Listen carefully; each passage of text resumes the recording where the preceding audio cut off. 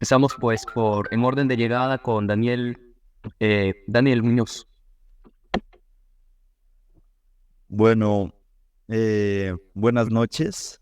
Eh, pues yo soy coordinador local de Colombia. Estudio en la Universidad de los Andes. Primero estudié literatura, y ahora estoy estudiando gobierno y asuntos públicos. Y pues digamos que en esta carrera pues mi pensamiento se ha vuelto muy liberal y he leído a los austriacos. He leído a los austriacos y pues en este momento pues me identifico como minarquista. No sé si dije que ya era, que soy coordinador local de Students for Liberty.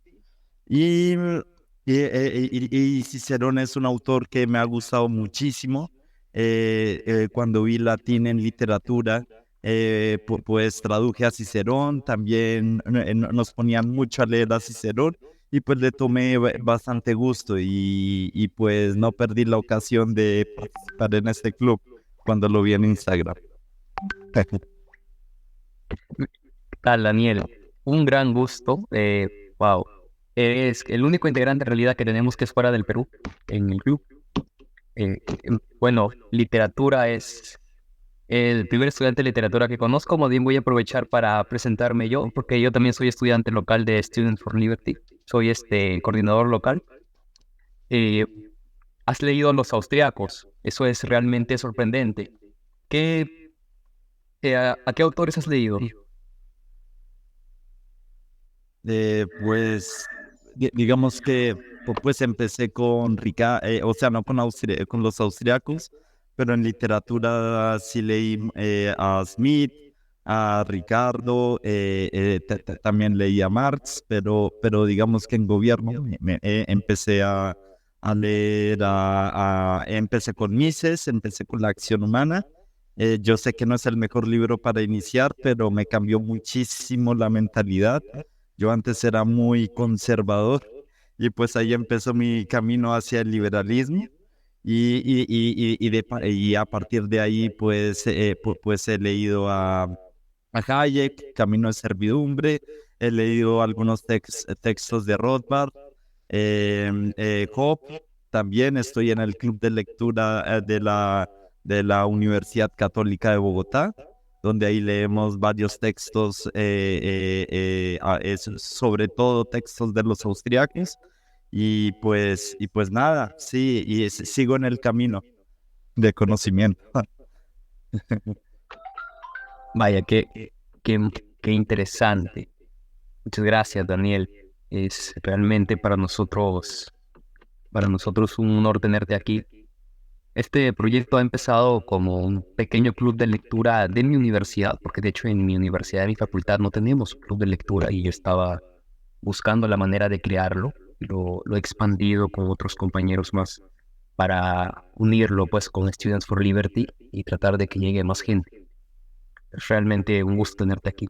Seguimos pues. Y ahí está el doctor Jesús. ¿Podría presentarse, por favor, doctor? Uy, qué halago decirme doctor. La verdad, yo soy maestrante todavía, no tengo el grado de doctor, pero se siente muy bonito escucharlo. Yo soy Jesús Fernando Mamani Nina, soy abogado de profesión, bachiller en contabilidad, soy coordinador local de Studio for Liberty acá en mi ciudad de Tacna. Estoy muy feliz de pertenecer, ¿no?, al club de lectura. Yo hace tiempo también, el año pasado, traté de armar un club de lectura aquí en Tacna con los chicos libertarios, pero tratábamos de hacerlo más divertido. Incluimos a, bueno, cuando no estaba, ¿no? No estaba en Studio for Liberty. Así como normal, ¿no? Como estudiante o como académico, formar un club de lectura, pero queríamos hacerlo más grande, ¿no? Invitamos a chicas que eran del grupo feminista de acá de Tacna. Y dijimos, bueno, al azar, ¿no? Los libros que nos iban a tocar. Al final no les gustó el libro que escogimos porque ganamos el sorteo. Intentamos unas cuantas semanas intentar el club de lectura aquí en Tacna, pero no se pudo, ¿no? Siempre hay problemas en la continuidad. Y me da gusto, ¿no? Que ahora que apenas ingreso a Studio for Liberty se dé, ¿no? Este tipo de eventos. Igualmente estoy muy feliz de que hayan escogido un libro muy interesante. Me gustó mucho la manera en que el autor expresa, ¿no?, exactamente lo que se necesita para encontrar un buen orador. También tengo muchas propuestas, ¿no?, que les pudiera gustar, ya que creo que acá están mezclados gente que estudia derecho, si no mal me equivoco, con las ideas de libertad. Sería muy interesante formar un grupo de lectura bien unido. Doctor, ¿y usted, o sea, qué ha estudiado? Bueno, yo estudié gran parte de mi carrera en la universidad, al menos me he dedicado al derecho tributario, pero ya la manera desde que saqué mi título universitario ya me dedico al derecho penal. Derecho penal, los delitos, contrabando y tráfico de drogas. Como en Tacna, zona de frontera, esos delitos más se ven, bueno, el tráfico de drogas y el contrabando. Pero tengo mi corazoncito que le gusta la tributación, pero como acá en Tacna no se ve muchos temas de eso, creo que en Arequipa o en el mismo Lima es donde los temas fuertes de tributación se ven, no he podido ejercer, pero en un futuro sí me gustaría dedicarme a la tributación. Qué interesante. Justamente este club tiene un origen un vecino también, del otro lado de la frontera.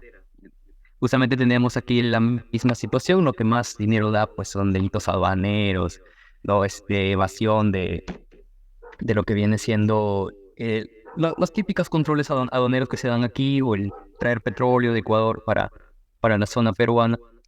Pero bueno, la mayoría, bueno, al menos yo, y dentro de mi grupo, trata de juntarse más a la filosofía, tiene ese gusto por la filosofía jurídica, pero es algo que en estas tierras casi no dan buenos frutos. Muchas gracias, es un honor. Damos cuenta que gran parte de los chicos que se meten a SFL, coordinadores, una gran mayoría, creo que la mitad más o menos estudia derecho, otro porcentaje estudia economía y ciencias políticas, por ahí he visto esas carreras. De ahí otros estudian comunicación, literatura o historias un poquito. Pero sí, derecho he visto varios. Sí, también hay un antropólogo por ahí, encontré a uno que estudia antropología. Un gran gusto. Igual. Eh, Gianluigi Núñez Gallegos. ¿Qué tal? Preséntate con todos, por favor. Ok. Buenas noches con cada uno de ustedes. En primer lugar, quiero agradecer a Alexander por la invitación a lo que sería este grupo. Para ser honestos con cada uno de ustedes, soy nuevo en esto de formar parte de grupos. La verdad, soy compañero de Alexander, estudio también la carrera de Derecho. Mi nombre es Gianluigi Núñez Gallegos. Y con respecto a la ideología, en la actualidad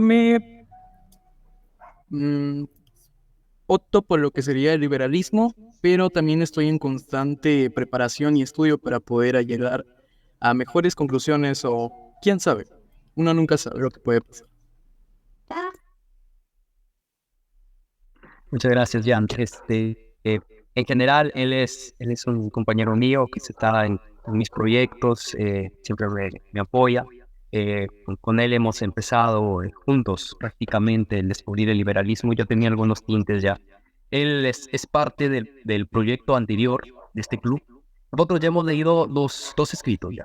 Ensayo sobre el gobierno civil de John Locke y El Leviatán de Thomas Hobbes. Esos dos ya lo hemos analizado, ya lo hemos debatido, discutido, y bueno, ha estado muy interesante. Así que en general seguimos un poco esta línea de liberalismo clásico. Los austriacos, aunque los conocemos, todavía no los hemos leído, nos falta leerlos, los de Mises, los de Hayek. También a Rothbard, bueno, tampoco hemos leído estadounidense, tampoco lo hemos leído. Pero esperando, si es que alguno aquí lo ha leído ya, no sé si les gustaría volverlo a repasar. Recuerden que después de todo, cada uno, por el mero hecho de ser un integrante del club de lectura, tiene el derecho a, a aportar o poner en la lista de lectura un libro. No, aquí no hay sorteos o votación o algo por el estilo, no, simplemente su libre disposición. Quiero leer este libro, ok, vamos a ponerlo en la lista de lectura y va a esperarse pues hasta que llegue el turno de leerse. Muy bien. Preguntas ahorita después de la presentación, si es posible. Todavía falta 2 personas. Con Soledad. ¿Escuchan bien? Sí, le escuchamos bien. Perfecto. Bueno, yo soy Soledad Castillo, soy coordinadora local senior de Estudiantes por la Libertad Perú. Estoy en la ciudad de Lima. Yo estudié ciencia política, soy politóloga, tengo un máster en estudios latinoamericanos por la Universidad de Salamanca en España. Me dedico a la vida académica, a enseñar y a investigar. Entonces, yo fui profesora de teoría política moderna. Entonces, para mí son más familiares los textos que has mencionado, Alexander, como de Hobbes o de Locke. Digamos, mi curso empezaba a partir del Renacimiento hasta más o menos principios del siglo XIX. Entonces, estoy más familiarizada con estas obras y justamente me interesó este club de lectura porque están, bueno, en este caso están hablando de un autor romano, pero luego también veo que ustedes tienen intereses por los austríacos. Entonces, es como ver un poco antes y un poco después de lo que tratan, lo que enseño. Entonces, personalmente, yo soy liberal clásica. Tengo mucha influencia de Locke dentro de los clásicos, pero también considero que Hayek, si bien por la época es considerado en la escuela austríaca y todo ello, pero tiene mucho de clásico también, y eso me encanta y lo admiro mucho. De hecho, en Lima hicimos un club de lectura sobre los fundamentos de la libertad de Hayek, y ahí estuve participando, incluso di una intervención sobre ese libro y me parece genial. Digamos, también si aquí se da la oportunidad puedo proponer algún texto de autores austriacos que me gusta mucho eso. Y pues gracias por la invitación y encantada de compartir con ustedes. Muchas gracias, doctora. Es un honor tenerla aquí en nuestro grupo, politóloga. Ahí el compañero Jan está proyectando sus sueños. Él también desea ser politólogo alguna vez en su vida, tal vez después de que termine la carrera. Muy bien, Rafael, preséntate, mano.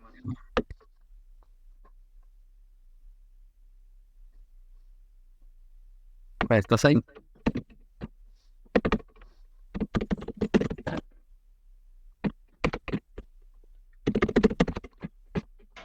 No sé, creo que tiene problemas técnicos ahorita. Ok, ahorita se presenta. Muy bien.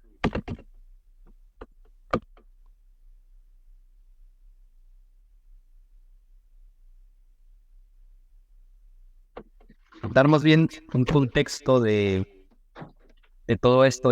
Creo que tenemos a muchos interesados por las corrientes filosóficas e ideológicas políticas, que sí está muy interesante. Aquí quiero, pues, yo había leído anteriormente a este escrito, pero lo estoy releyendo una vez más.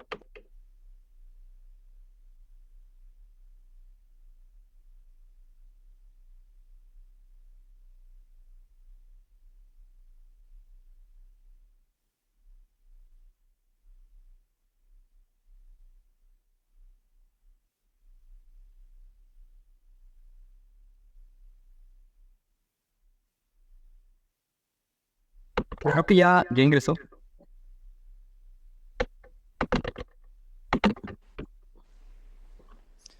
Hola. ¿Se me escucha? ¿Me escuchan, Alexander? Sí, ya te escuchamos. Perfecto. ¿Qué tal? Mi nombre es Rafael Utrilla. Soy coordinador senior también de Es Libertad Perú. Estoy terminando la carrera de Economía y felicitarte, Alexander. Esta es una muy buena iniciativa. Hay mucha gente a la que no le gusta leer mucho. Me encuentro dentro de esta descripción. Quizás me gusta informar más por otros medios, y el hecho de pertenecer a un club de lectura, te lo digo desde mi experiencia, me ayuda muchísimo a ponerme un reto, ponerme una meta y leer. Entonces, estoy tratando de dominar este hábito, y de todos modos, me parece una muy buena iniciativa. Entonces, voy a estar aquí presente, y eso, nada más que acotar. Muchas gracias. Muchas gracias, Rafael. Decir más bien de que nosotros aquí no estamos buscando que se cumplan los horarios de lectura, como ya el miércoles vamos a terminar un libro, el sábado terminamos otro, y todo el mundo tiene que estar acorde, ¿no? Sino de que depende de cada uno de su propia velocidad. Incluso podemos extender cuando un libro no se ha leído, pues, por todos, ¿no? Hay que tratar un poco de hacer esto flexible. Podemos ver la cámara de Daniel. Más bien, si es que yo no activo mi cámara es porque en estos momentos me encuentro de viaje. Yo no estoy en mi casa, sino estoy en, digamos, una zona rural muy, muy, muy, muy lejana de mi zona central. Entonces no puedo lamentablemente encender mi cámara, ¿no? Pero aquí estoy tratando de hacer lo mejor posible con el grupo. Ya, muy bien. Entonces creo que ya nos conocimos, politólogos, estudian gobierno, literatura, muy interesante. ¿Por qué mejor no entramos de una vez al lector, al autor, a Cicerón? Yo quiero plantear o empezar planteando esta, esta interesante búsqueda, ¿no? De cómo los griegos no le tienen miedo a buscar la perfección, a decir cuál es el orador perfecto, ¿no? ¿Qué tal que ni siquiera el propio Marco Antonio había podido encontrar, bueno, uno de igual nivel? Y bajo ese concepto ha empezado a plantear todo lo que él buscaba o pretende en un orador perfecto. Es interesante saber cómo eso realmente planteado en la civilización occidental, cómo debe un orador hablar. No sé qué es lo que opinan los demás, qué es lo que piensan de eso.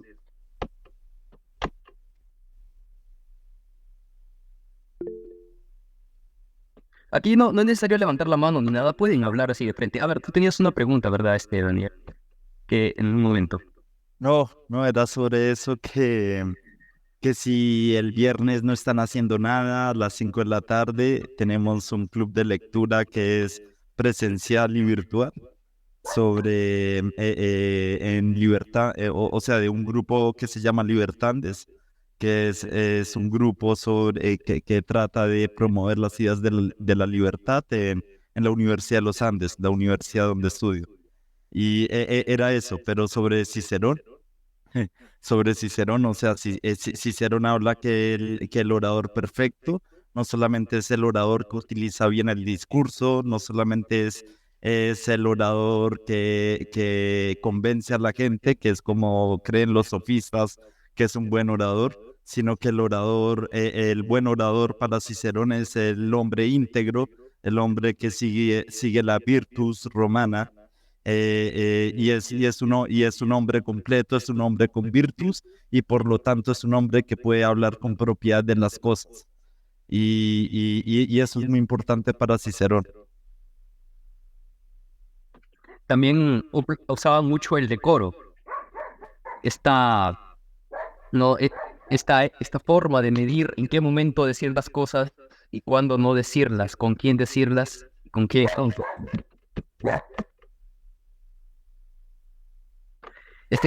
Más bien decirles de que aquí no es necesario que levantar la mano o algo por el estilo, pueden decir sin problema alguno lo que mejor pretendan. Ajá. Ya, pero yo quisiera hacer el siguiente. Fue muy poco, me costó. ¿Se escucha, verdad? Sí, se escucha. Fue un poco muy complicado para mí leer la obra de Cicerón. No estoy muy acostumbrado a leer ese tipo de textos. Porque no encontraba básicamente el punto. No me gusta que sea bien sistematizado los textos. Y estaba muy disuelta su idea. Bueno, en una primera parte lo introducen, hace una pequeña introducción de cómo eran los oradores en la antigua Grecia, toma varios ejemplos. De ahí trata de hacer como una descripción, ¿no? Trata de decir, por ejemplo, de que el orador debe adaptarse a las circunstancias de su discurso. De ahí también habla de unas funciones, ¿no? Función de enseñar, deleitar y el de persuadir, que lo considera como el principal. Debe ser capaz de persuadir a todos los oyentes, ¿no? Que están escuchando al orador. De ahí habla ciertas cosas sobre la elocuencia, sobre el estilo que se debe tener. No, como le digo, me costó un poco de trabajo entender exactamente lo que transmitía el texto, ¿no? Aunque básicamente lo distribuye en varios párrafos, en varias situaciones, y no está muy sistematizado. Yo estoy muy acostumbrado, ¿no? A que todo esté así sistematizado. La costumbre que tengo. Se supone que era una carta a Bruto, ¿no? Entonces no estaba muy sistematizado en ese aspecto y tal vez también un poco por las palabras en latín, porque al final empieza a hablar un poco de la rítmica, de pasos y que la prosa sí tenía ritmo, tenía número, entonces un poco si no sabes latín, como que es complicado de entender al final. Aunque si tú analizas muy bien cada parte, sí puedes encontrar una separación entre temas, sino que está como en el propio escrito, no tanto como un subcapítulo o un capítulo, sino en el propio escrito. Sí, porque no sé por qué Más bien, tengo esa mentalidad de sistematizarlo todo como si fuera una monografía. Y yo cuando quise organizarlo de manera monográfica, fue muy difícil encontrar, ¿no?, esa separación, ¿no? Encontré ideas Sí, principales, centrales. Ya. No, perdón, perdón que te corté. No, yo decía que quizá eso es porque actualmente nos hemos acostumbrado a una manera un poco estándar de escribir y de publicar, ¿no? De hecho, yo pienso en mi experiencia como editora, yo fui directora de edición de una revista y claro, actualmente en la comunicación científica tenemos como un modelo estándar, ¿no? O sea, todos los autores de diferentes países que publiquen en revistas tienen esa estructura, como tú dices, de una especie de monografía, ¿no? Tenemos una estructura para una tesis, para un artículo, para un capítulo, para prácticamente todo en la actualidad y creo que eso nos hace que tengamos en la mente eso, ¿no? Yo también a veces busco como dónde está el argumento, quiero como si hubiese un abstract de eso que estoy leyendo, ¿no? Pero es cierto que en los textos de otras épocas pues no encontramos eso, no hay tipos cartas, por ejemplo, me recuerda también la forma como está escrito El Príncipe de Maquiavelo, también es una forma distinta, ¿no? A lo que actualmente esperaríamos y así, ¿no? También en la antigüedad tenías estas cartas largas, ¿no? Donde ponen pensamientos, sí, pero también se intercalan a veces con temas más de la época o incluso experiencias del autor, ¿no? Entonces hay mucho de ese estilo y quizás es por eso que estamos poco acostumbrados en nuestra época a eso, ¿no? Pero volviendo al tema de la oratoria y de la excelencia, a mí algo que me gustó mucho cuando leí el texto es justamente esto de no solamente persuadir a través de un discurso, sino que también haya belleza en esto, ¿no? Entonces, me recuerda cuando yo, como parte de mi formación en ciencia política, iba a escuchar debates parlamentarios en diferentes países. Entonces, claro, o sea, uno busca eso en los parlamentarios actuales y es muy difícil encontrarlo, ¿no? Esta mezcla de verdad y belleza, ¿no? O sea, de la virtud también, o sea, es un tema por un lado ético, por un lado académico también de contenido, pero por otro lado también estético incluso, ¿no? O sea, en la belleza de las palabras, en cómo usan el idioma, entonces eso es algo que para mí leerlo fue como un poco nostálgico, porque uno dice, wow, y ahora no hay eso, ¿no? Incluso, por ejemplo, en el Parlamento británico, que es lo más, digamos, lo más conocido, incluso para los que compiten en debates, siempre tienen como referente el Parlamento británico, ¿no? Pero incluso allí es difícil encontrar eso en la actualidad, y lo mismo de decir, pues, de España, de varios países de Latinoamérica, incluso acá en Perú. Entonces creo que leer eso fue para mí como, por un lado nostálgico, pero también por otro lado una motivación, como de mejorar esa calidad en nuestra propia argumentación. Así que por ahí me gustó ese lado del libro. Pero mira que lo que dice Soledad es súper importante, pero también hay que destacar que Cicerón es un autor difícil. A mí que me tocó traducir a Cicerón, encontrar el verbo principal de la frase era un caos completo frente a otros autores que escribían en latín. O sea, traducir a Cicerón no era nada fácil. Sí, y pues las traducciones que quedaban no eran traducciones muy amenas o muy claras. Entonces también hay que hacer bastantes maromas mentales para traducir a Cicerón. Solamente quería decir esto. o sea, tú has traducido a Quiquerón de latín al español. Sí, yo tomé 3 años de latín. Wow. Ya quisiera yo aprender a hablar en latín. O sea, tú al final la parte de la rítmica, sí eras entendido por completo cuando empezaban a hablar de los palabras, números. Sí, claro. No, y además hay que considerar que en la época, pues la poesía, lo que sería pues la lírica y la prosa, no era tan marcado como hoy en día.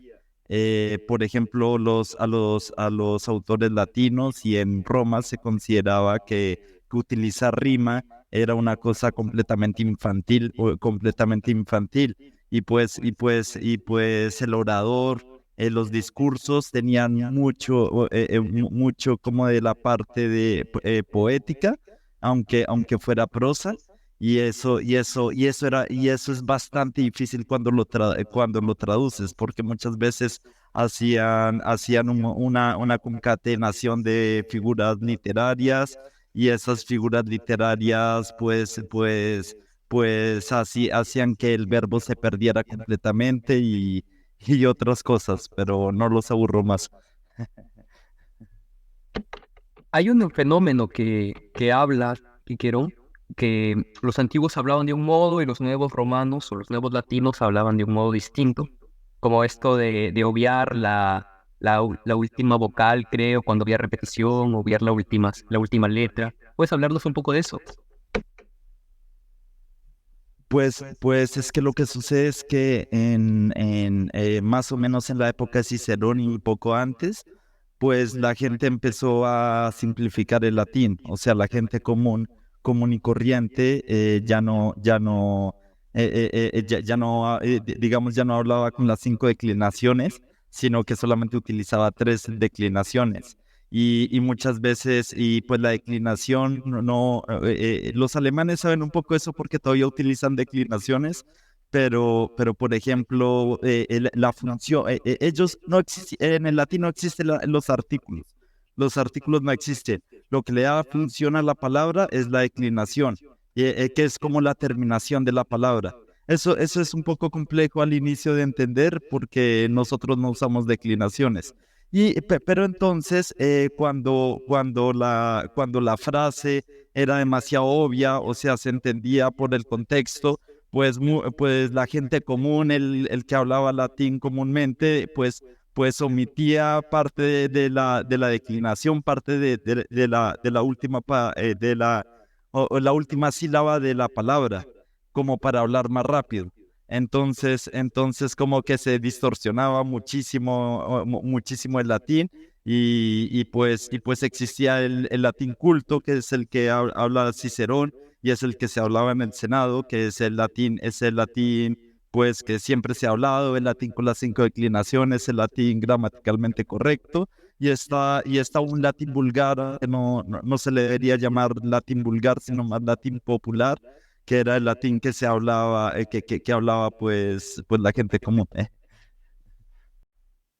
Y de donde nacen después los idiomas como el español, el italiano, medio el francés. Ese sí es vulgar, no es Ya. popular, es vulgar. Ya después se vienen como que a cambiar ese latín popular que hablas, a evolucionarse a vulgar, bueno, a cambiarse a vulgar, y ahí los nuevos idiomas, ¿no? Sí, sí, sí, sí. Pues, por ejemplo, es curioso que en la evolución lingüística, un italiano, un toscano del siglo XIII podía entender perfectamente una obra de teatro en latín, porque ellos, o sea, todavía estaba muy cercana la lengua del latín, y pues se llamaba latín vulgar, el latín vulgar. Y digamos que eso Dante lo explica bastante bien en De Vulgaris Eloquenza, que es un texto de Dante donde habla un poco sobre las lenguas vulgares, y defendiéndolas, que también pueden ser muy altas, o sea, pueden llegar a ser válidas como obras literarias, porque se consideraba pues que el latín pues era superior. Pero sí, o sea, nos estamos yendo por otra parte. Claro, claro. Sí, o sea, pero no hay problema en realidad, como se supone que una de las características de esto es que hacerlo informal, porque me gusta esto, que hablemos como si estuviéramos todos sentados en un alrededor con sillas, algo informal entre personas cercanas. Entonces no hay ningún problema con hacerlo de este modo.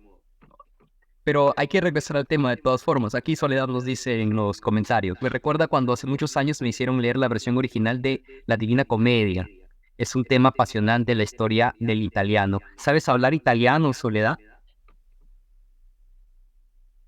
De hecho, yo por mucho tiempo, esto Daniel me va a querer ahorcar seguramente, pero por mucho tiempo yo pronunciaba el latín como cuando leía en clase como si fuese italiano, porque No es correcto, es latín eclesiástico. es lo más similar. Claro, es lo más similar porque yo lo aprendí en clase de historia del arte. Entonces lo relacionaba un poco con eso y claro, obviamente el italiano ha tenido toda una evolución y también depende de la región, hay muchas variedades, pero en literatura hace muchos años nos hicieron leer la versión original de la Divina Comedia. Entonces, claro, ahí se nota, esto, ¿sabes? Eso es lo que tú has mencionado, Daniel, ¿no? O sea, este tema de cómo primero del latín, luego tienes diferentes versiones del latín y luego eso da paso a nuestros idiomas, romances, ¿no? Al italiano, el español, otras lenguas también, lo que están emparentadas. Entonces, eso pues es parte de la herencia del sur de Europa, ¿no? Entonces, me parece apasionante lo que tú estás contando, que obviamente nos desviamos del tema, pero me parece genial y yo ya en otro momento profundizaremos en temas de idiomas porque es algo que si bien no es mi carrera, personalmente me apasiona. Yo también hablo alemán, entonces eso de las declinaciones, esto de accusative, dative, todo eso, aprenderlo en teoría es difícil, pero cuando uno lo escucha ya lo relaciona, ¿no? Entonces, me imagino que es la experiencia similar a la que tú tuviste al aprender el latín, aunque quizá más difícil aún, ¿no? Porque cuando yo aprendí alemán vivía en Múnich, en Alemania, entonces, claro, hablaba con la gente. En cambio, el latín es más algo de lectura, porque obviamente no lo puedes hablar con alguien ahora, ¿no? Entonces, es distinto, pero muy bien, de verdad te felicito por haberte dedicado tanto al estudio del latín. No, gracias. Y cualquier cosa sobre literatura medieval y sobre la Divina Comedia. Mi tesis de literatura fue sobre la Divina Comedia y la Jerusalén liberada. Wow. Entonces, sí, sí, o sea, súper friki. Pero sí, cualquier cosa me preguntan. Genial, vamos a terminar hablando de esto. Después de las liberales, pero genial, excelente. Sí. Una cosa importante. Hay tres estilos que Quiquerón menciona. Un estilo que es más simple, que es más agudo. Un estilo que es intermedio, puede darle algunos decoraciones en la hora de hablar, pero sigue manteniéndose así, un poco, no tan alto. Y después un tercer estilo que menciona que hay rayos, a veces rayos y como que es demasiado arriesgado, que vas a parecer loco si es que lo utilizas en un momento en que no es el adecuado. Entonces, estos tres estilos que menciona él y que el orador perfecto debe saber manejar los tres en el momento adecuado, y no simplemente uno. ¿Han leído esa parte? ¿Qué opiniones tienen respecto a eso?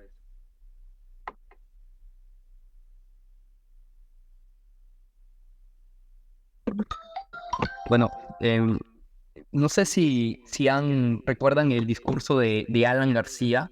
Yo lo relaciono un poco con el tema de los políticos, ¿no?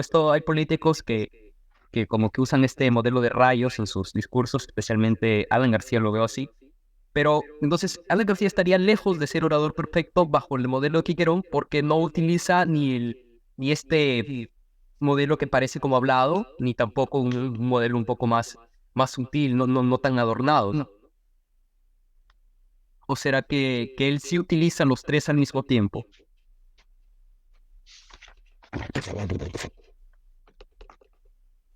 Pues, pues, Sí, adelante.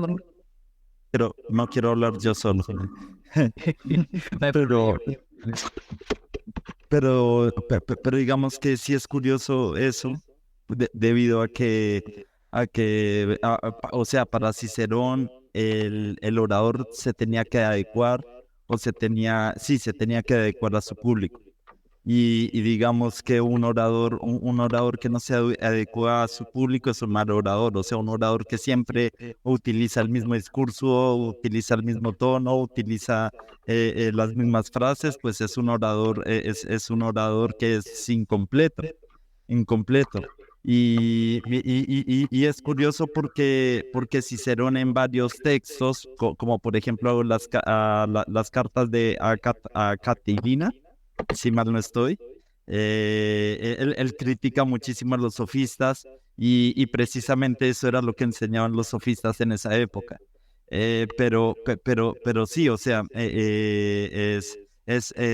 yo creo que muchos oradores hoy en día tendrían que aprender de Cicerón, porque si tú ves, no sé, hablar a Petro, que es mi presidente, pues el man siempre habla de la misma forma, o a Álvaro Uribe, no sé, pongo políticos colombianos, pero X, hablan casi siempre de la misma forma. Mira que con Milei me sorprende porque una cosa es ver el Milei político y otra es ver el Milei hablando de economía y todo eso, que es mucho más calmado y todo eso, y pues yo creo que él inconscientemente sí lo aplica. Pero si tú ves como discursos de políticos antes, como Winston Churchill, no sé, o los discursos de Reagan. Reagan era un crack para adecuarse al público. El tipo sí veía que estaba relajado los espectadores, que conectaba con los espectadores, de repente También se Hitler, lanzaba un también Hitler. chiste. Sí, también Hitler, también Hitler. No, pero es que Reagan, yo no sé si ustedes han visto a Reagan echando chistes en mitad de las conferencias. Es buenísimo. Querón lo habrá puesto a Reagan entonces como un estilo ático, porque él menciona que los áticos siempre es algo muy común el uso de los chistes. No sé, pero, o sea, el tipo utilizaba chistes en esos discursos, pero también podía Ah, ser no, muy Cicerón serio dice que no caiga en lo vulgar. O sea, que sí en es lo chiste, vulgar. pero que no caiga en lo vulgar. Y hace referencia en eso varias veces, ¿eh? Va, como 3 veces, creo. Sí, sí, sí, sí, sí, sí. Repite muchas cosas. Pero, a ver, menciona además de los tonos, a ver, también menciona además de los tonos, también hace mucho énfasis en el discurso de oratoria, pero para convencer a jueces. Entonces, él dice, por ejemplo, tiene que haber un tono sencillo, palabras fáciles de comprender para la gente y tiene que adaptarse a esas palabras a la cultura de las personas. Si estás obviamente en un lugar en donde estás hablando en un caserío, en un pueblo donde no hay una universidad, donde no hay un colegio, pues tienes que tratar de adaptar a las palabras a ese lugar. Pero también tienes que adaptarte, pues si estás ante un jurado, ante abogados, ante expertos. Tiene que haber un tono pues familiar. Una vez que hayamos encontrado este tono, hay que animarnos a las leyes. Y una vez cuando hayamos animado a las leyes, cuando ya se ven los jueces conmovidos, ahí recién vamos a proceder a acabar con, como lo menciona, con ardosa elocuencia para destruir por el argumento del oponente y usar palabras de acuerdo a los ánimos. Proceder con ardorosa elocuencia. O sea, primero hay que ganarse a los jueces. Esto es extraño porque en nuestro sistema procesal, el romano germánico, se supone que nosotros buscamos la verdad en los procesos, no tanto es la solución de conflictos como si lo es en el sistema anglosajón. No, fíjate que sí hay sentido en lo que dice, ¿ah? Porque hay una frase que dice, ¿no? Conoces mucho de derecho, pero yo conozco al juez. Y esta frase no habla de ser corrupto, ¿ah? No habla de tráfico de influencias ni nada, sino que hay jueces que son más positivistas, hacen prevalecer más la norma, y hay jueces que son más garantistas, ¿no? Y a pesar de que estamos actualmente en un sistema garantista, se dice, hay muchos que son positivistas, no se guían mucho por la norma, tal como está la norma, pero si un abogado conoce, ¿no? Cómo es el juez, o sea, cómo le gusta, ¿no? Que sean sus juicios, que se apeguen más a la norma, o que sean más interpretativos o más garantistas, ¿no? Como quien dice, uno puede ganar un juicio. Por eso es bueno que el abogado se adecue al juez. A pesar, ¿no? De, como tú dices, esas diferencias con el common law que existe en Inglaterra o el derecho europeo que se da ahí. Entonces, rescatamos lo que nos sirve. Hay que conocer al juez, no en términos de, oye, ayúdame en el proceso, sino en términos de, sé lo que te gusta, sé lo que voy a hablar y más o menos cómo llegarlo y más o menos cómo va a resolver. ¿A eso te refieres? Sí, exactamente, porque hay jueces que no les gusta que le metan floro, ¿no? Que le hagan perder el tiempo. Sí. Hay jueces que quieren directo al grano, que sí ¿Cuál es la norma que estás apelando? ¿Cuál es la jurisprudencia, ¿no? ¿O cuál sentencia te guías? Algo preciso y corto, ¿no? No le gusta que hablen sobre los derechos humanos, que esto, que lo otro, ¿no? Y hay que saber, ¿no? ¿Qué jueces les gusta que le hablen bonito o jueces que les gusta cosas más directas? Pues es ese punto, ¿no? Sí, yo supuse que iba a haber un conflicto ahí, porque, bueno, lo típico, ¿no? El sistema romano-germánico, búsqueda de la verdad, common law, su resolución de conflictos, trata de ser más teatral, más de llegar al tribunal, más de llegar al juez, pero creo que sí podríamos rescatarlo. Más bien, hablando de eso, yo me he dado cuenta que en Kikeron mencionan mucho que tratan de usar cualquier arguir, ¿no? Cualquier tipo de táctica para convencer al juez. Y no se supone que nuestro sistema es sacado del romano y nos tendría que parecerse un poco, pero los romanos ahora parece que se parecen más al sistema, al common law, al anglosajón. Entonces, alguien que tenga conocimiento respecto a eso, ¿cómo era el sistema procesal en Roma? ¿A qué iban? ¿A convencer al juez o era más formal?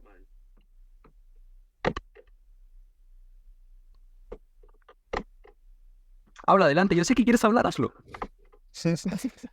No, pues lo que sucede es que en Roma, estaban los jueces.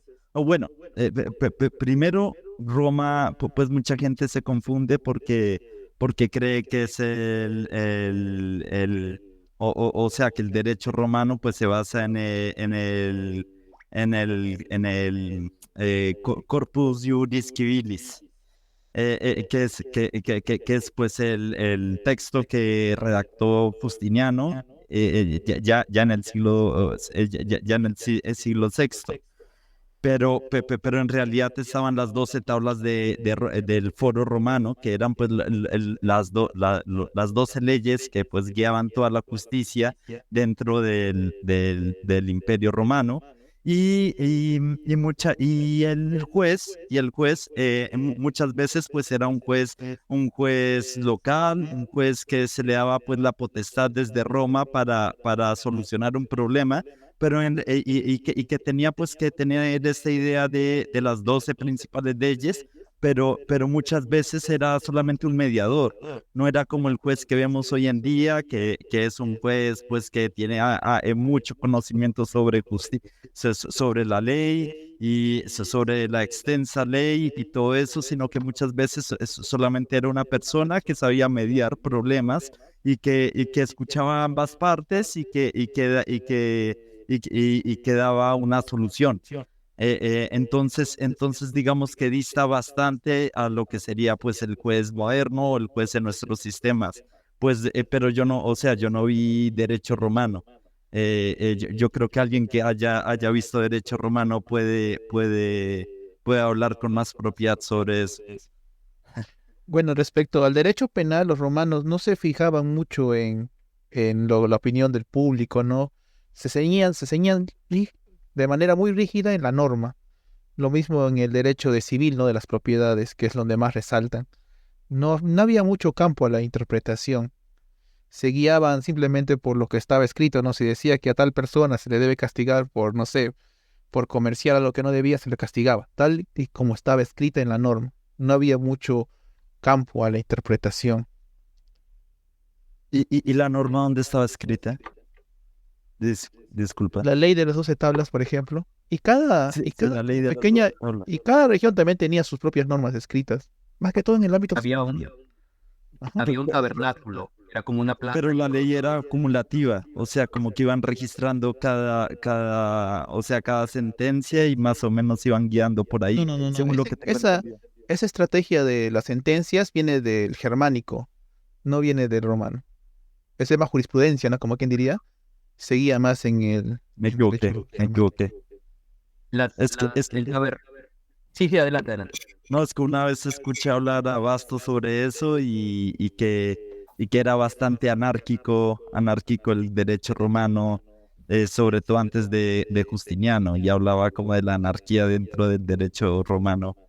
Pero sí, quizás me confundí. Sí, sí, sí, sí. Se supone... Sí. Adelante.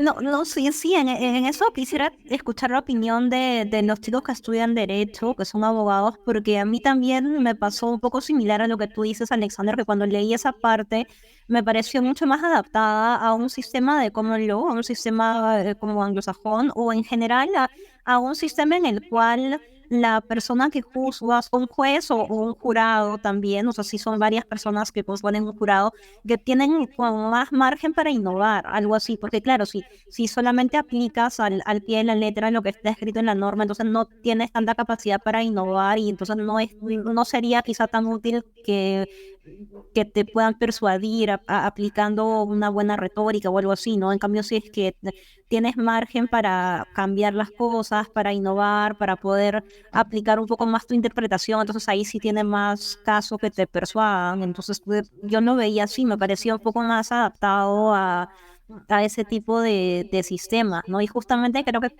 al menos en los entornos liberales en los que yo he estado, en SFL y en otras organizaciones, creo que ese es el sistema que más digamos, que más se privilegia o que es el favorito, por decirlo así, de los liberales, sobre todo de los libertarios, ¿no? Porque es un sistema más basado en el consentimiento en las partes, es más innovador, hay como un poco más por decirlo así, como más de innovación individual, ¿no? Más que en un sistema como el que tenemos aquí en Perú, que está más centrado en la norma, es más del texto que del individuo, ¿no? Algo así. Entonces, pero eso, digamos, yo no soy abogada, entonces me gustaría escuchar la opinión de los chicos que se dedican al derecho sobre ese punto.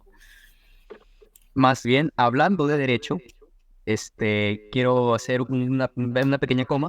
Ha llegado una persona que estudia derecho conmigo, es parte de mi facultad. Quisiera que se presente. ¿Estás ahí, Alejandro Duque? ¿Qué tal? Buenas noches con todos. Las dispensas del caso por la demora.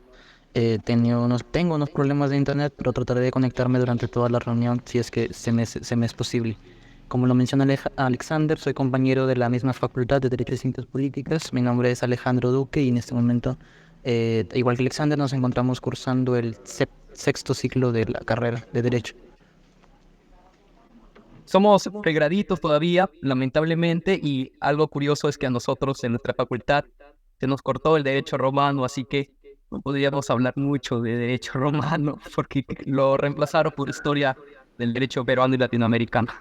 Claro, lastimosamente nuestra malla curricular, esta decisión la tomaron las autoridades anteriores, pero la malla curricular que nosotros tenemos se obvió el derecho romano. En un inicio fue colocado en el noveno ciclo, pero después lo quitaron cuando se supone que debería estar entre los primeros. Así que Y ahí estábamos perdidos, pues, tratando de hablar latín sin ningún tipo de conocimiento, guía, búsqueda, brújula. claro, Lo lamento. es más conocimiento de lo que aprendimos, por ejemplo, en las clases de historia del derecho, las 12 tablas, las diferentes leyes, como lo mencionaron anteriormente también, la situación y la posición del juez como un mediador y conciliador que como la figura que vemos actual, independientemente del sistema jurídico, donde al final es la persona que toma la decisión respecto a un individuo en específico. Me ve obvio. Mira, después en la lectura más adelante, vemos en todo el texto un poco estas connotaciones hacia Bruto, que siempre trata de cada vez que lo menciona, siempre lo dice ensalzándolo, siempre lo hace con cariño, con mucha cercanía. Pero yo lo encuentro todavía va más allá, ¿no? Cada día me enciendo más, no solo en el deseo de verte y disfrutar de tu doctísima conversación, sino también en la admirable fama de tus increíbles virtudes. No sé, me parece un poco extraño. ¿Por qué? Porque yo tengo entendido que, por ejemplo, entre los griegos, la relación entre pupilo y aprendiz no solamente era una relación de aprendizaje, sino también algunas veces llegaba a un punto más allá de eso. Entonces, yo quiero saber los entendidos en la cultura latina, que lamentablemente hoy en día los de pregrado en Derecho no lo somos. Quisiera saber, pues, si creen o más o menos prueben si existió algo un poco más allá de la simple pasión, pues, de aprendizaje entre Cicerón y Bruto, ¿no? ¿Qué piensan ustedes de esto? Una vez había leído de que era esa insinuación ahí, ¿no?, entre profesor y alumno de la antigüedad, en griego, los griegos generalmente, ¿no?, se apelaba a ello. Si estaba realmente, era una traducción, era un problema de traducción realmente, y creo que se había malinterpretado, ¿no? ¿Ustedes saben algo al respecto? ¿O hay pruebas fehacientes de que sí eran así? Está en la página 9, por si acaso. Página 9 del PDF que pasé yo por el grupo.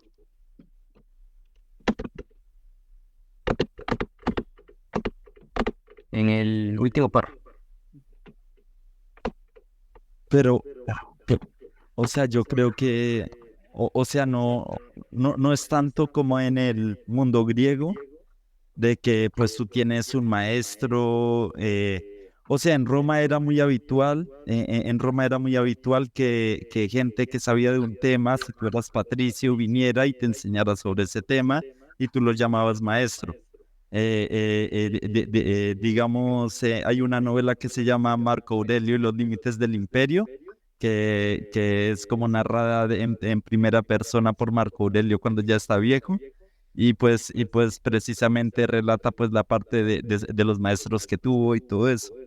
Y muy probablemente Cicerón era llamado por la mayoría de senadores.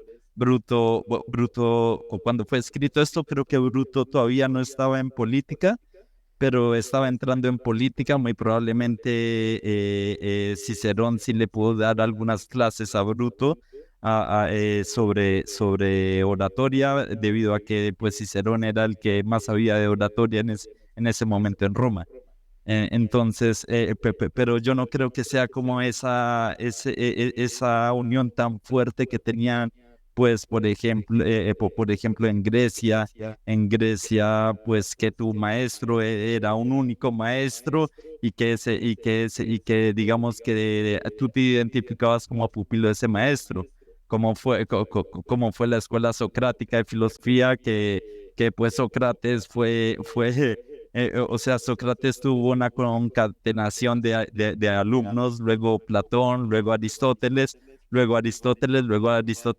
formó su escuela, pero muy probablemente en las clases políticas de Roma eso no sucedía y tú tenías un montón de maestros diferentes según el tema. Entonces, en Roma es algo más parecido a otros sistemas, podría decirse así. Sí.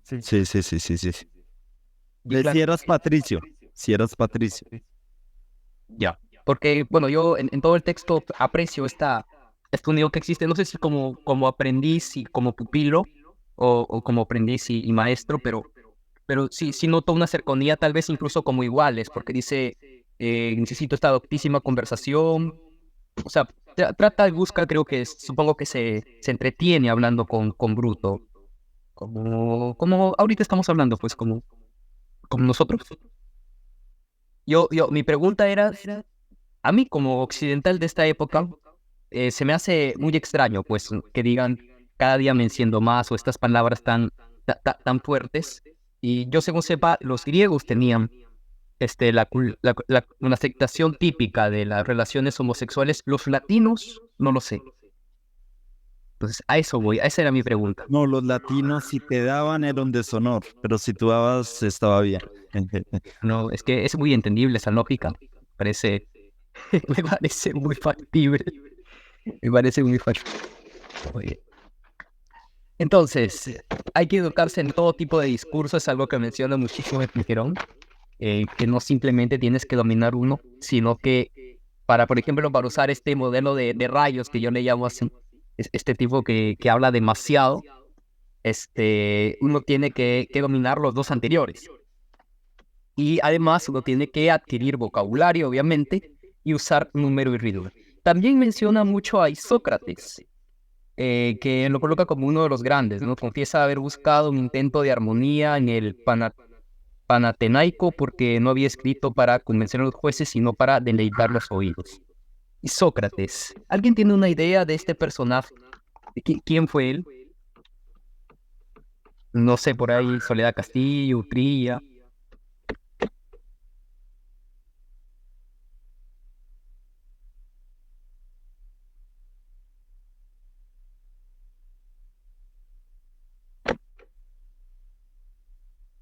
De mi parte, Sócrates yo no lo conozco, pero según los textos de aquí no era alguien muy docto en oratoria.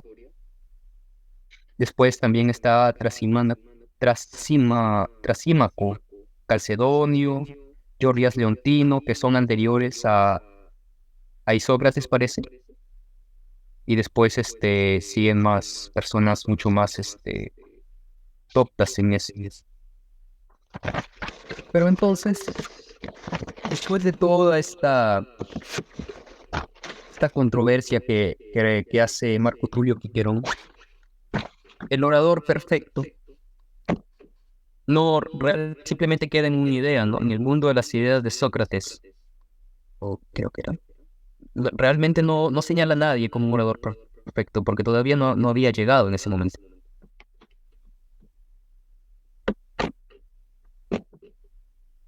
¿Cuál creen ustedes que ha sido el orador perfecto en la cercanía que nosotros hemos conocido dentro del último siglo, por ejemplo, dentro de los 2 últimos siglos? ¿Quién creen ustedes que ha sido lo más cercano a la idea del orador perfecto de Cicerón? Una pregunta antes, quisiera saber si Cicerón está ubicado en qué etapa, ¿en la República o en el Imperio Romano? La República. La República. O sea, Cicerón fue el último bastión del sistema republicano en Roma.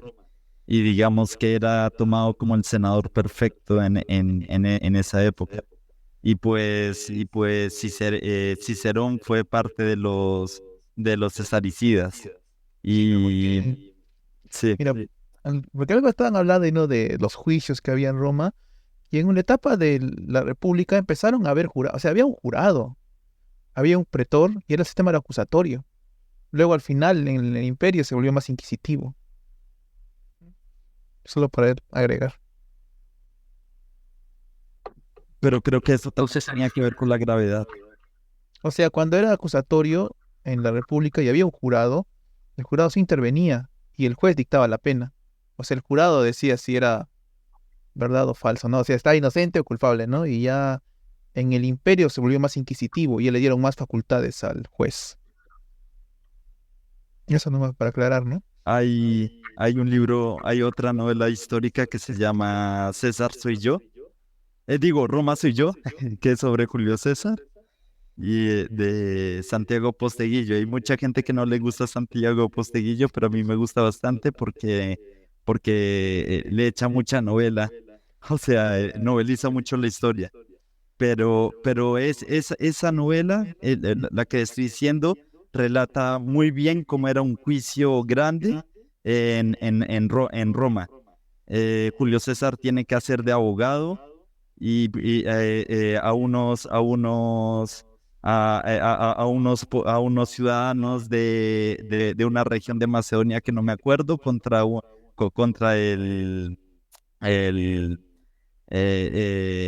Dorabela, que era como el gobernador de Macedonia en esa época.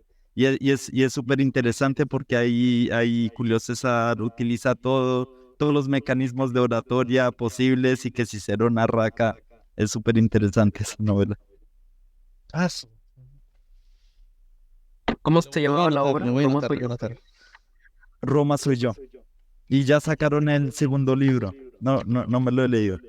Pero van a hacer 5 libros sobre Julio César. O sea, en otras palabras, bueno, quiero ver si entendí. Cicerón, él estuvo dentro del grupo que mató a Julio César. O sea, él creo que no dio ninguna puñalada, pero él era de los que conspiraron y después él participó después cuando Julio César llegó, él pues tenía una posición, o sea, llegó a Roma después de que pasara el Rubicón.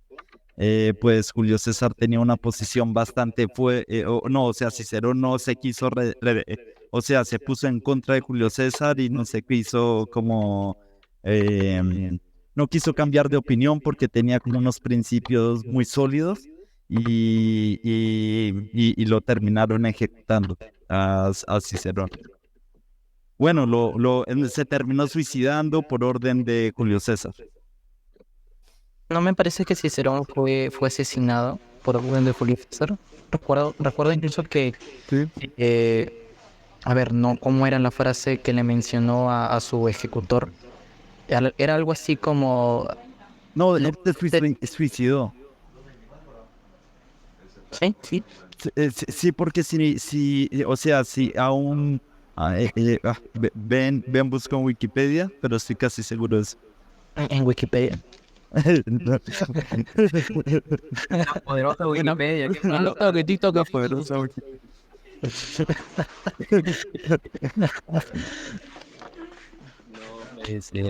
8:03. Hemos estado 1 hora conversando de esto. Si les parece que tiene para más, o podríamos cerrar aquí, porque quería mostrarles esto. El repositorio de una universidad de Argentina fue asesinado el 7 de diciembre del año 43 antes de Cristo.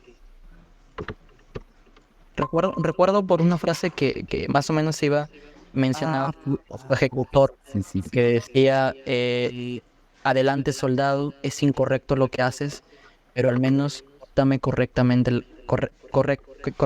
la cabeza. Tienes toda la razón, Luis. No, o sea, yo quería decir una cosa antes de terminar. Sí, tienes razón sobre eso. Que creo que lo estaba mezclando con Séneca, que el tipo, si no dejó que lo mataran y se suicidó. Pero mucho, bueno, no mucho después, pero sí después.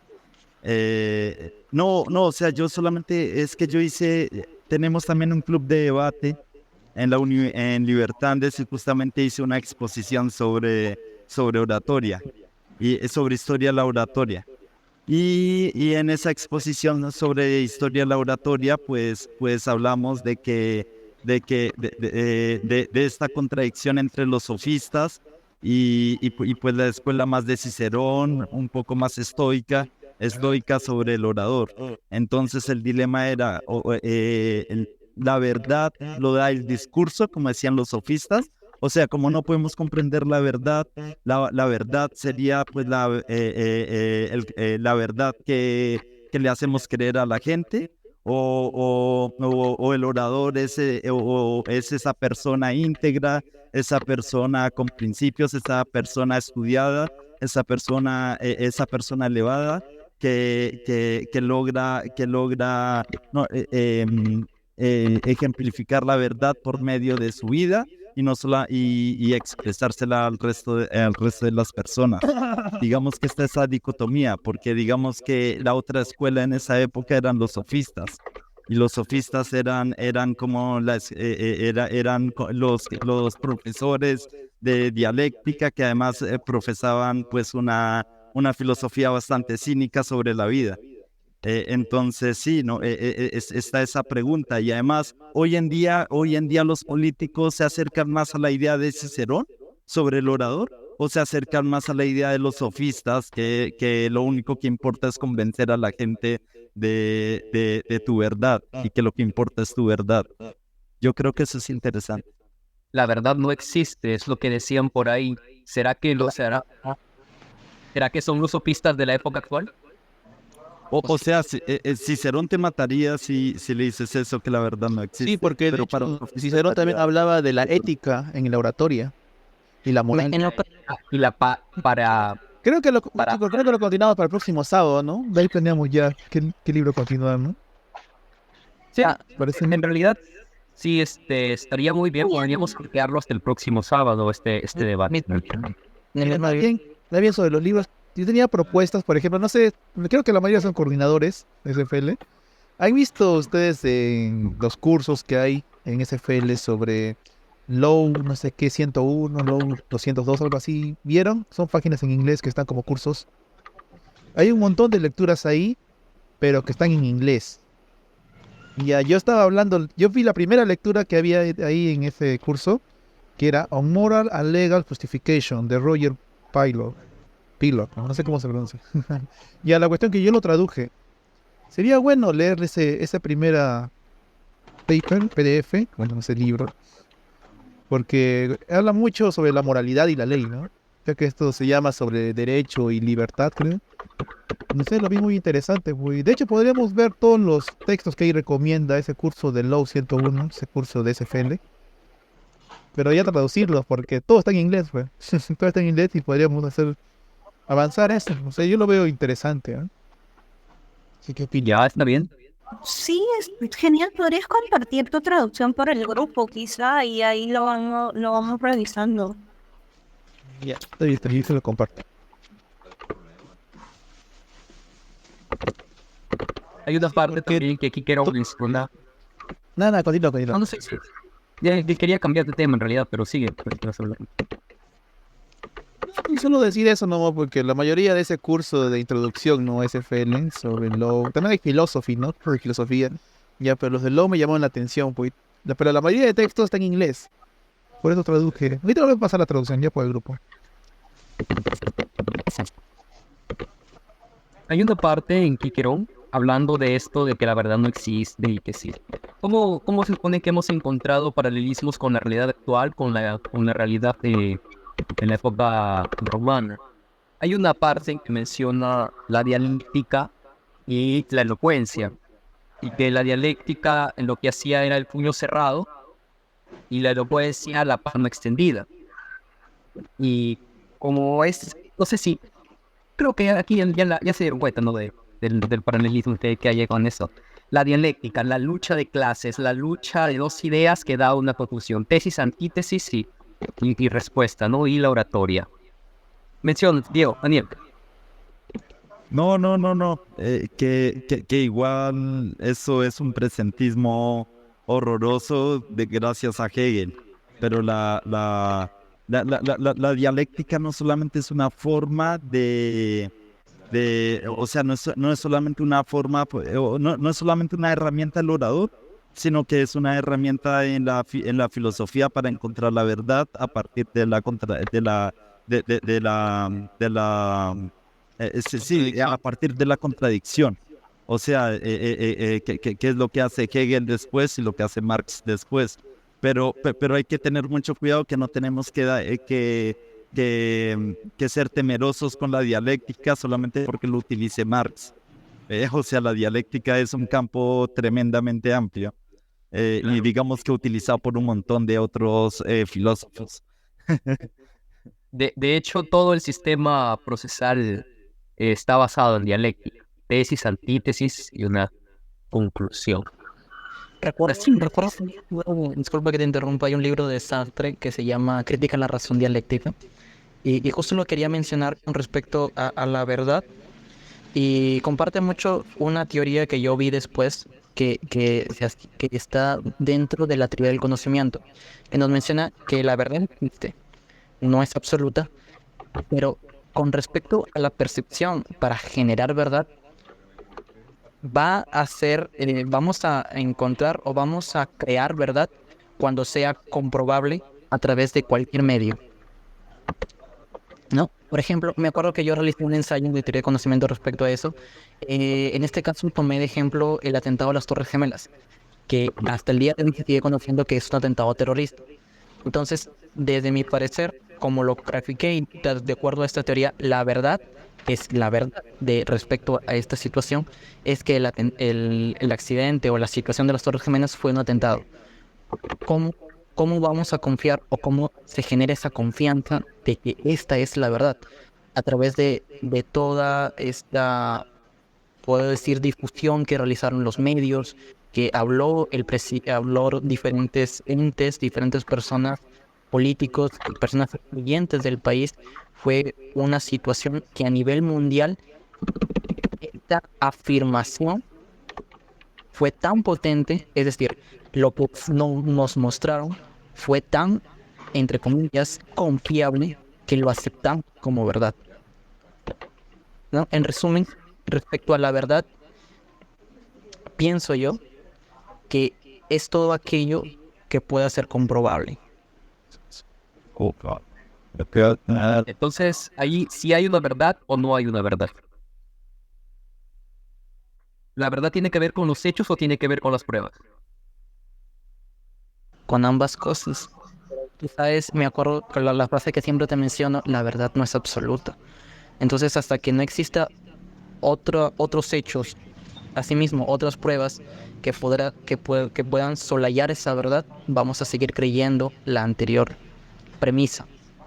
Sí, pero esto no estamos confundiendo mucho la verdad jurídica con la verdad tal cual, o la verdad de los... Claro, Eso es tremendamente legalista. Creer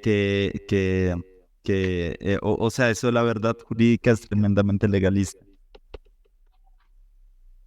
sí, Es que no, pero... se puede estar, no se puede estar divagando pues, de algo. Siempre se debe llegar a una conclusión. Por más de que no Se sea supone verdad, debe estar... No puede estar eternamente con la duda, ¿no? Se supone que nosotros como abogados nunca vamos a llegar a la verdad dentro del proceso, a pesar de que es el objetivo final del proceso, sino que vamos a llegar a una verdad jurídica, una verdad creada a través de las pruebas.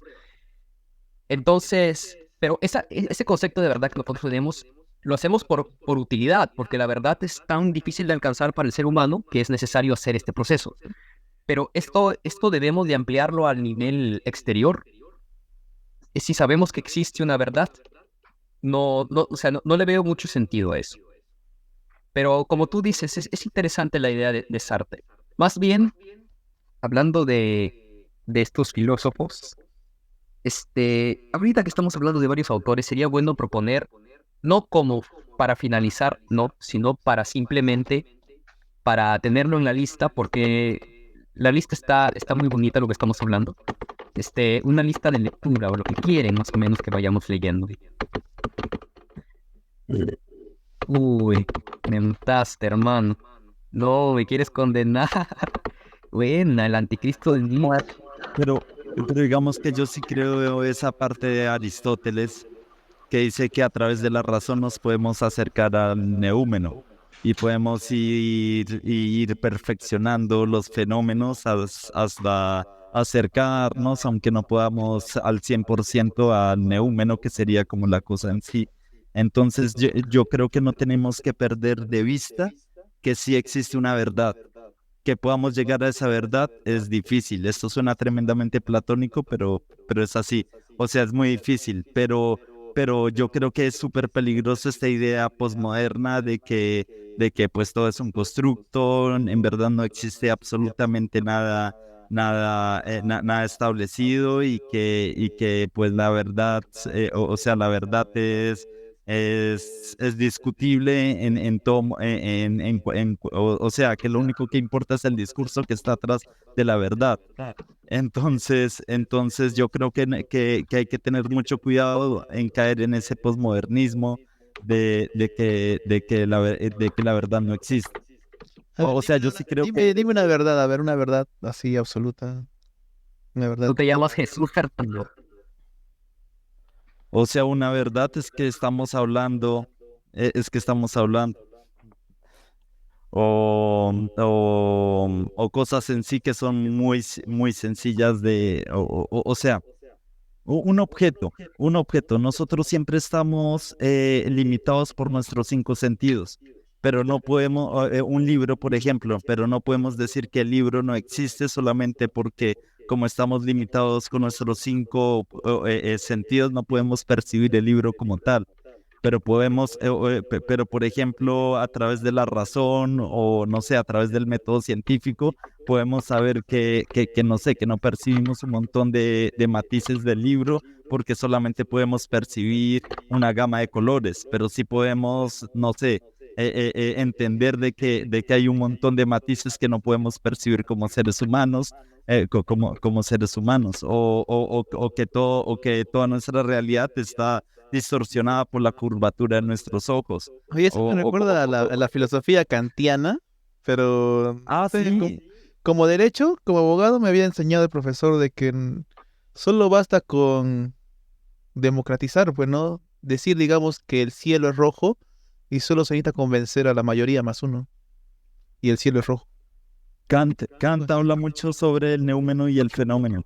Sí, por eso, pues, mucho filosofía kantiana, pero al fin y al cabo, la verdad actual que se maneja es la de la gente. Porque más convences a la gente, la verdad va a ser la verdad lo que la gente quiere, considera que es verdad.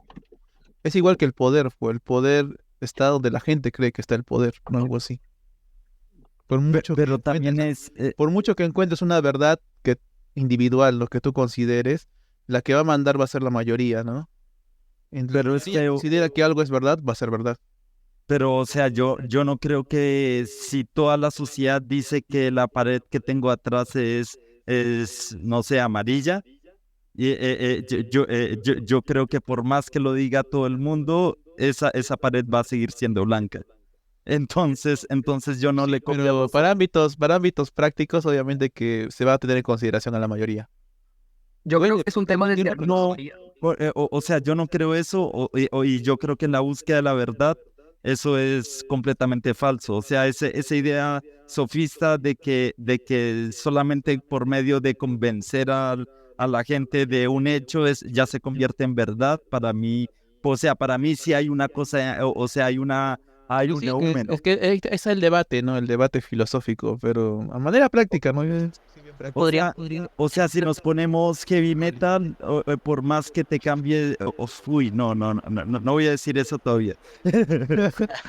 Entonces podríamos delimitar la verdad en un tiempo y espacio específico también, en ese sentido. Por ejemplo, como lo menciona Daniel, para sí mismo la pared que se encuentra detrás de él es blanca, pero para un grupo Chicos, específico discúlpenme, pero ahorita tengo que ir a cenar, no sé cómo hacemos.